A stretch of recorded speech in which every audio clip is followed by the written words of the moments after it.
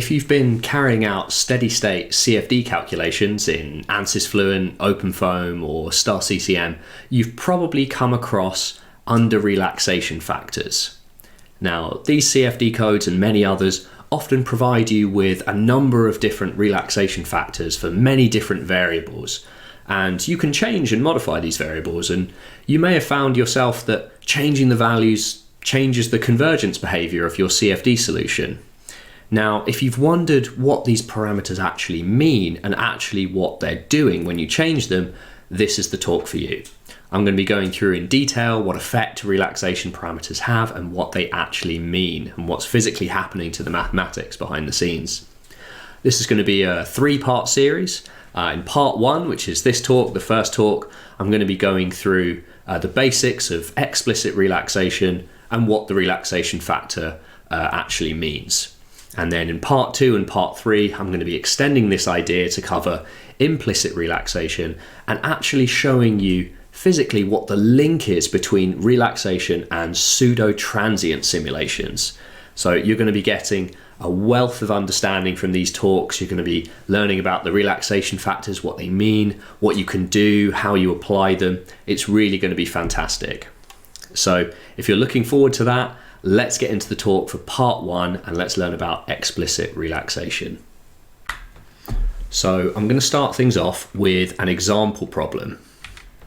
And the example problem I'm going to use to illustrate the ideas of relaxation in this talk is the simple example of 1D heat conduction in a bar.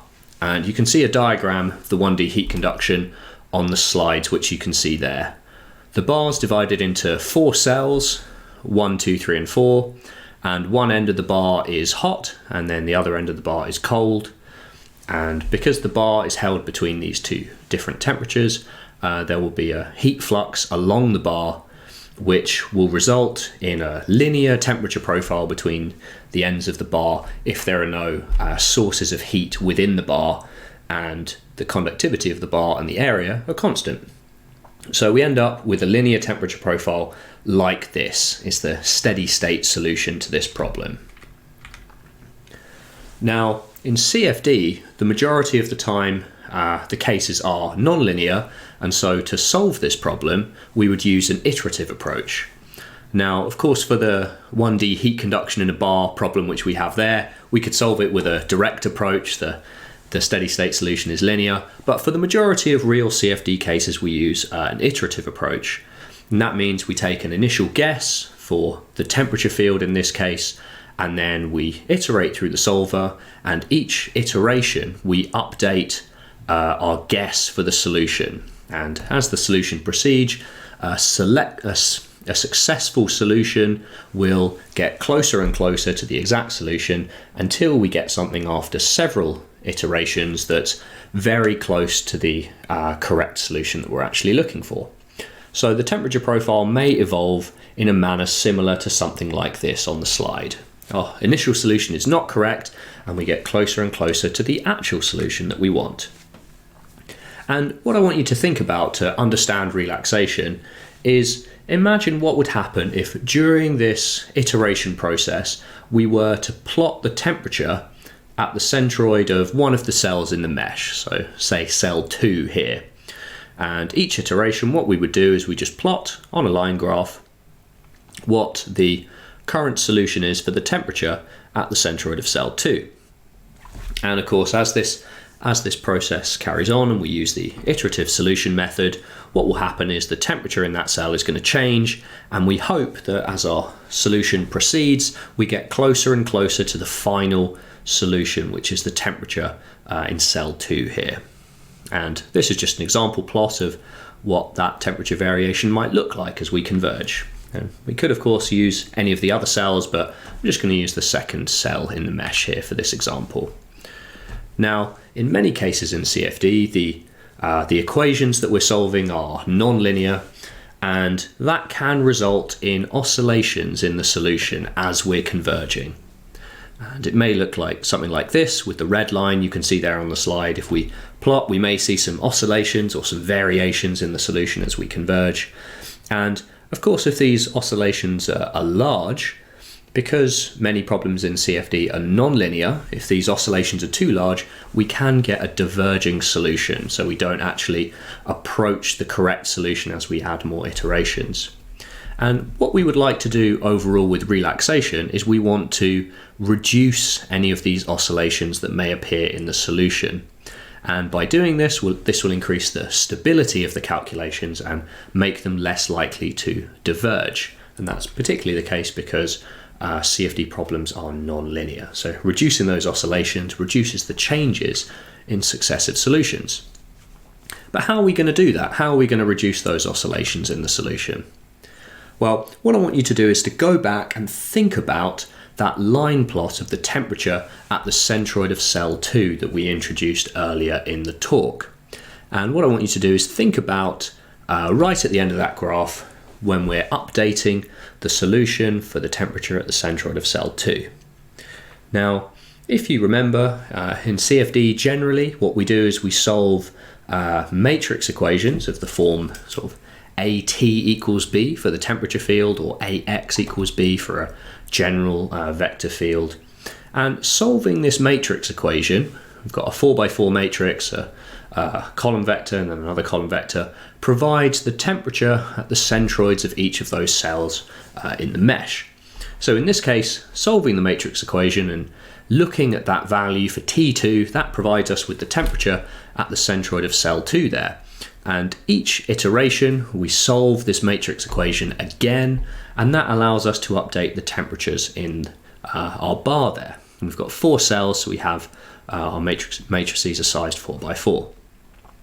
So when we think of our plot of our point monitor, we're currently at this solution here on the axis, and then what we do is we solve the matrix equation and we calculate this new solution up here, and that's where our point monitor would go next if we were to plot it as we converge. And we carry on through the solution, and that eventually allows us to reach the final solution. Now, what I'm going to do here to explain relaxation is just to introduce some notation, and the notation that's commonly used is the previous value, or the old value of temperature, is given the subscript old, so T old, that was the solution for the temperature at the centroid of cell 2 that we calculated in the previous iteration, and then T calc, that will be the new value of temperature that we've just calculated by solving our matrix equation. So we had this previous solution, we solve a matrix equation, and now we're going to get this new temperature here, T calc.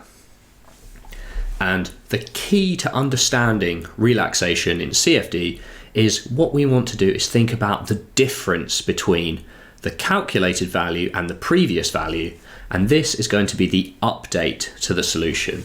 So I want you to think in terms of updating your current solution.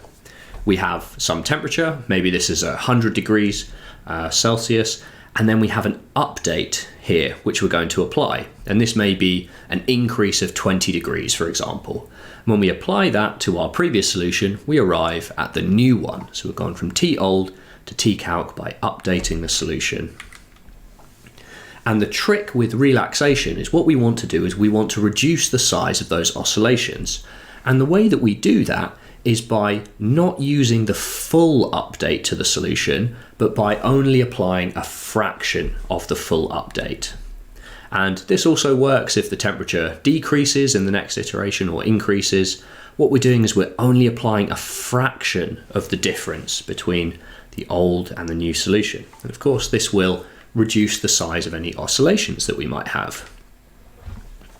And so what I want you to think about is we started at this old value, so T old, that was the temperature we calculated in the previous solution.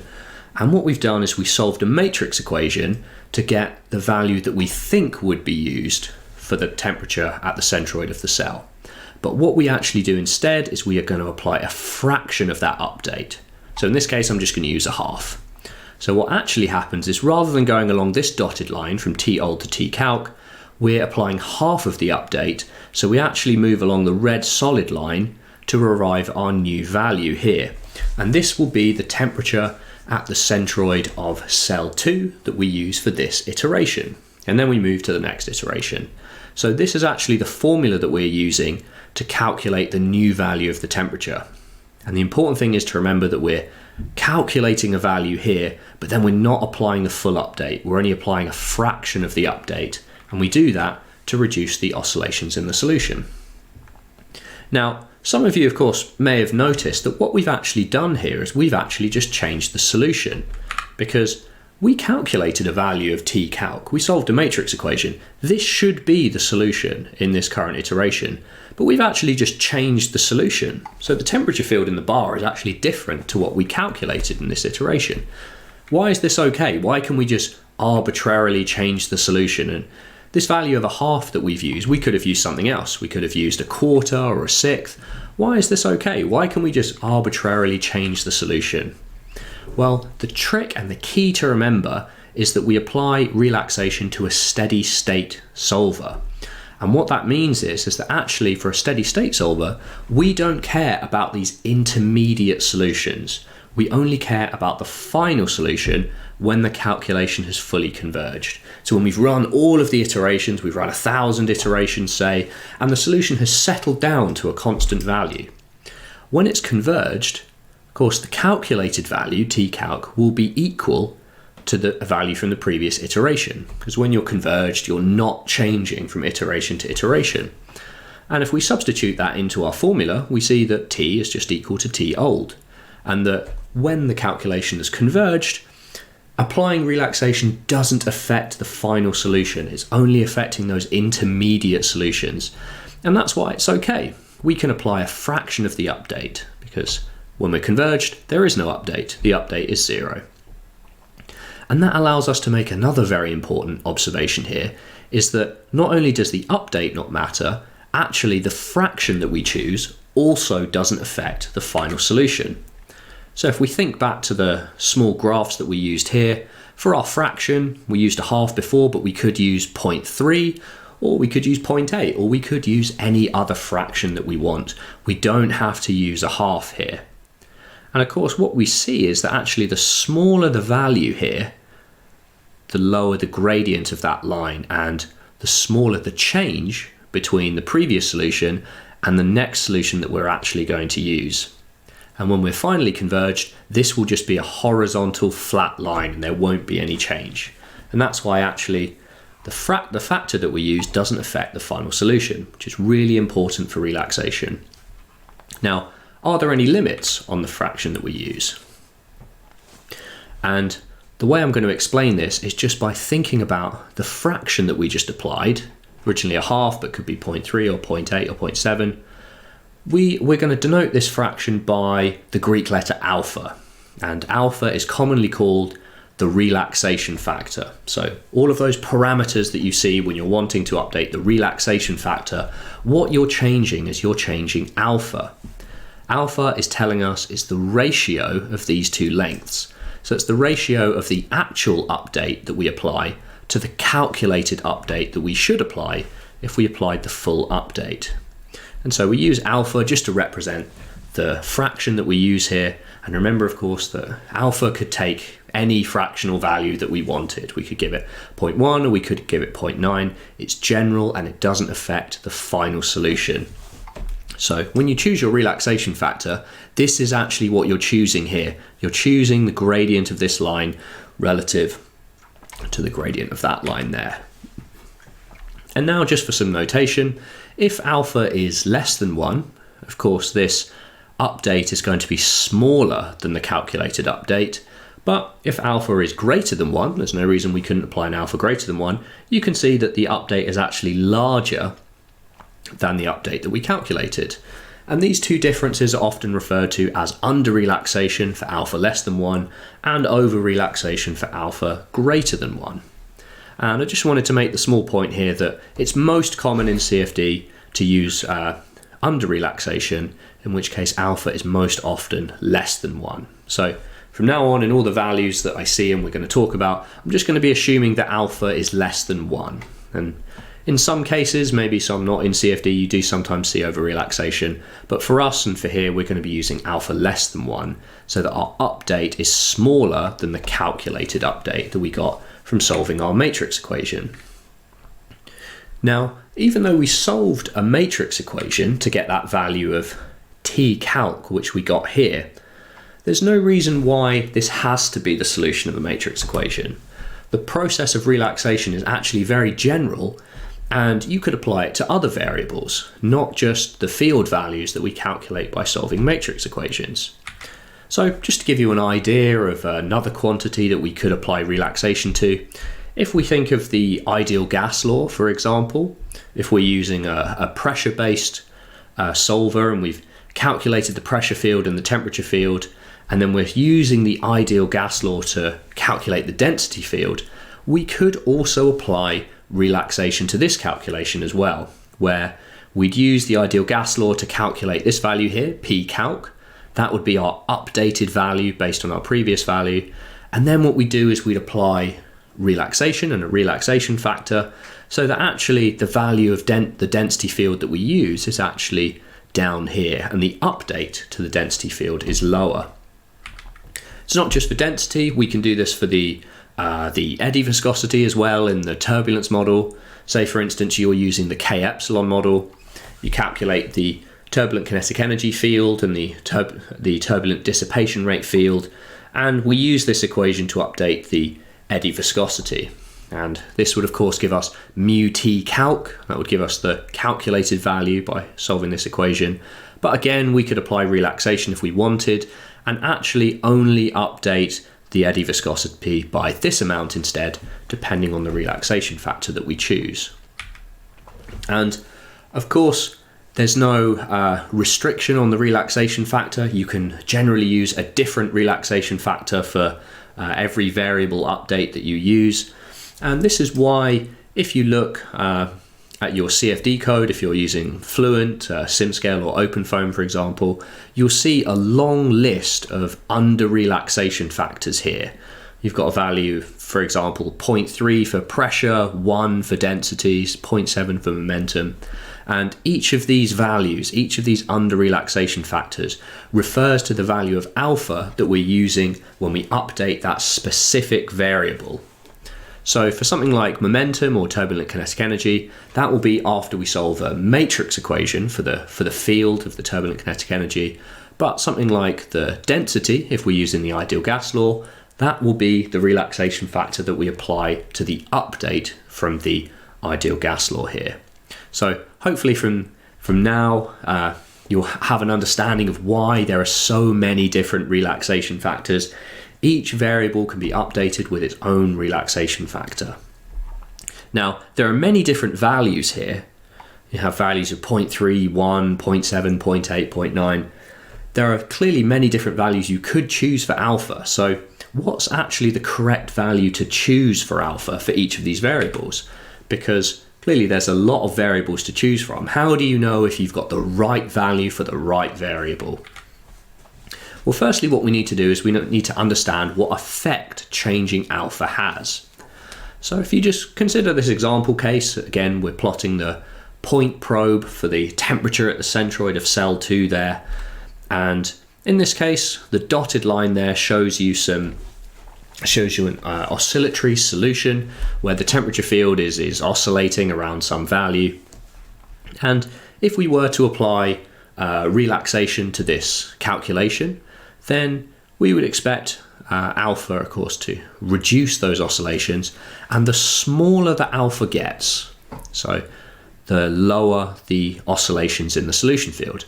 If alpha was equal to 1, we would just get the original calculated solution, but as alpha gets smaller and smaller and smaller, we can see that in this case, those oscillations will be reduced. So this tells us that reducing the value of alpha down from 1 towards 0 is going to be improving the stability of the system of equations. But there is a side effect of reducing alpha, because from this example, we would think, well, we want a stable solution. Why don't we just make alpha really, really small for all of our variables? Why don't we just set it at 0.1 for everything? Well, the side effect is that reducing alpha also slows down the calculation. And the way to think about this is imagine if you have a monotonic convergence. So you don't have oscillations anymore. You've got a solution that's converging that looks perhaps similar to an exponential decay or a logarithmic decay. And in this example, you can see here the dashed line represents the conversion of the convergence of the calculated temperature field. But if you look at this first iteration here, from iteration 1 to iteration 2, the calculated update follows this dashed line, but when we apply relaxation, we're actually only updating by this amount. And if we continue to do that iteration by iteration for this monotonic convergence, what you can see is that actually the solution is going to take a lot longer to converge. And the smaller we make alpha, if we make alpha even smaller, if we bring it down to 0.1 or 0.01, we can see that that line is going to take a long time and many, many iterations to converge to the actual solution that we want. And so even though reducing alpha reduces those oscillations and makes our solution more stable, it also reduces the change in the solution from iteration to iteration, which makes the calculation take more iterations to converge. So clearly there's some compromise here. Alpha is going to be some value between 0 and 1 because we use under-relaxation in CFD, and reducing alpha increases the stability, but increasing alpha increases the convergence speed. So what this tells us straight away is that alpha has to be a compromise. It's a compromise between stability and speed. And that's often why none of the values look the same, because all of those values are a very careful compromise between these two factors of stability and convergence speed.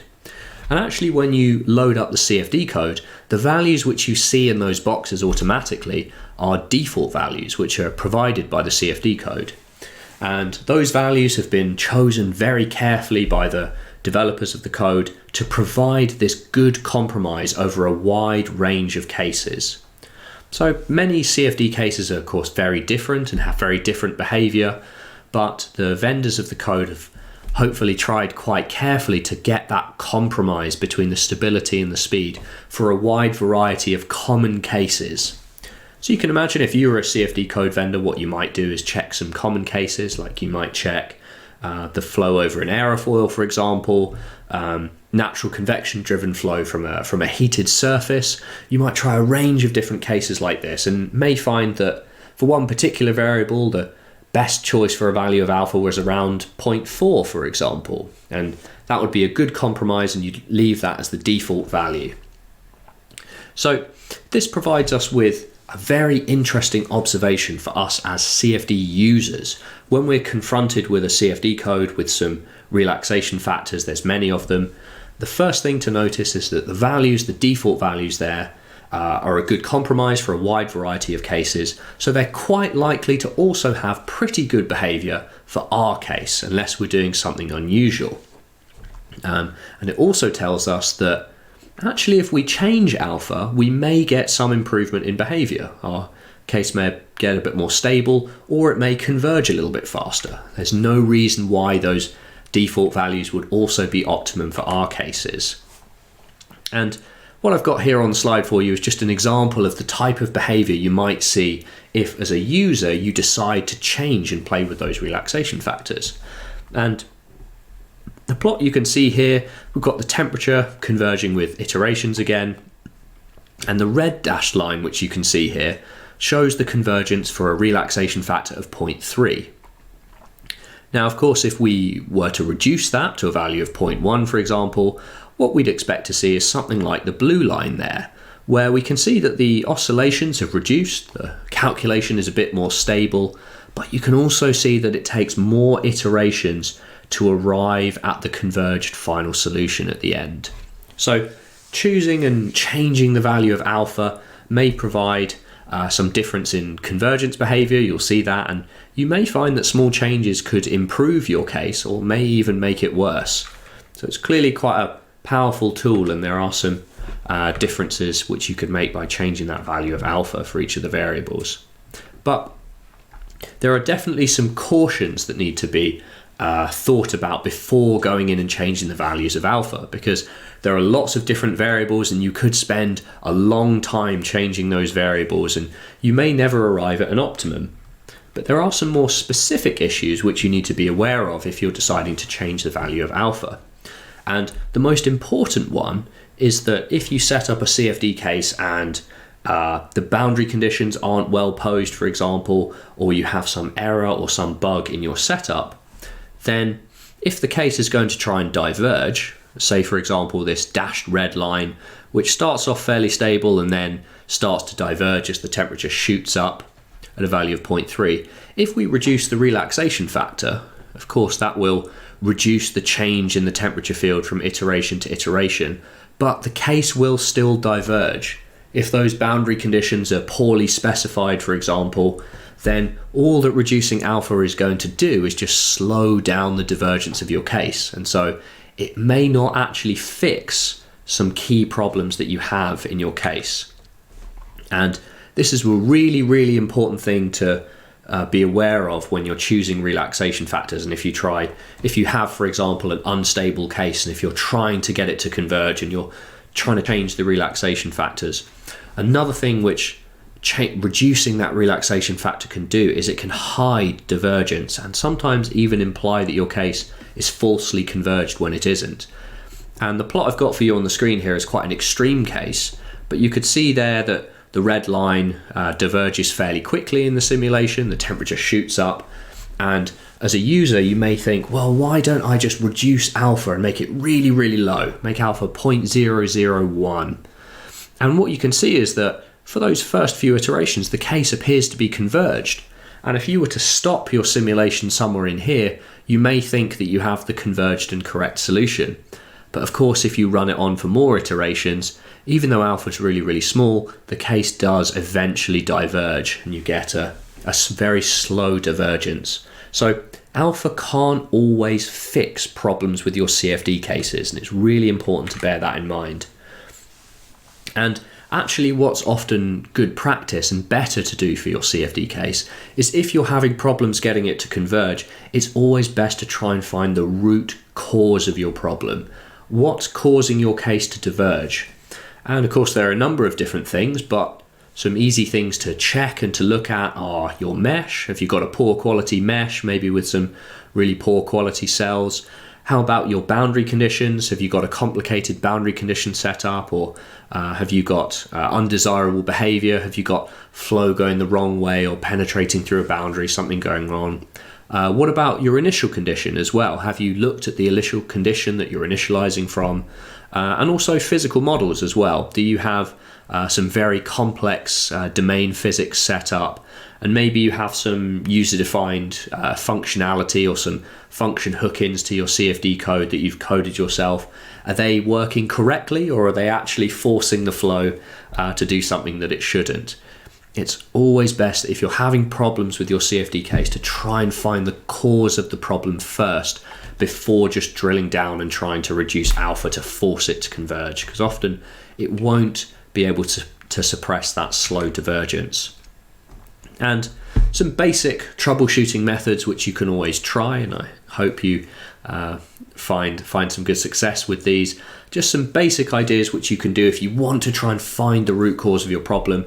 The first thing you can do is just simplify the case as much as you possibly can. So turn off your turbulence models and maybe the energy equation if you have heat transfer and buoyancy. Consider making your case single phase if you've got complex multi-phase flow. Maybe try running with water only, a very simple fluid.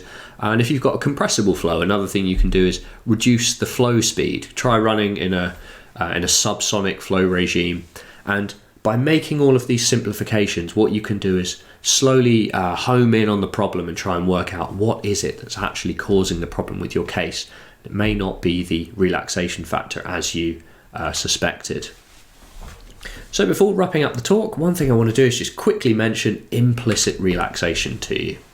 And there is one problem with this method of relaxation that I've been going through in the talk so far. And that problem is, what if the matrix equation itself, or the equation that we solve to calculate tcalc, what if this calculation is unstable for some reason? What if it's nonlinear, or this matrix equation fails to converge? What if there's some difficulty with it? And this situation often happens in the momentum equations themselves. The momentum equations are nonlinear because of the convection from the velocity and the convection terms, and the matrix equation can be quite susceptible to divergence itself. And so what happens if you cannot calculate tcalc you can't calculate the projected update along the dashed line, then it's not even possible to apply relaxation to reduce the oscillation in the first place. So if you can't calculate tcalc, then you can't then adjust and reduce the gradient to reduce the value of t that you apply in the next iteration. So this is a real problem for the relaxation that we've talked about so far. And actually, the relaxation we've talked about so far is often called explicit relaxation, because we're calculating a solution and then explicitly relaxing it after we've calculated it. And there is another approach which is called implicit relaxation, which is particularly useful if we can't calculate this value of tcalc and we need to stabilize the matrix equation itself in order to calculate the next iteration of the solution.